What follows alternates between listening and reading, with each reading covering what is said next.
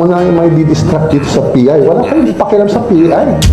Nais ko lang sabihin na kung minsan may mga sakit na kapag ginamot at biglang nawala ang sintomas, akala natin wala na.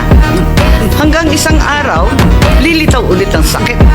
Isa na siyang mas malakas na karamdaman at bago pa natin maagapan, huli na ang lahat.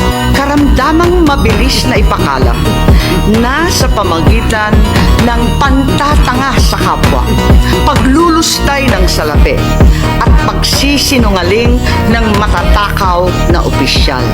Yang sakit na yan ang papatay sa demokrasya. At ang sino man magsabi na walang paki ang Senado sa usaping ito, isa lang ang masasabi ko: walang gamot sa kakapalan ng mukha mo. Ako po, si Martin Romualdez. Hey!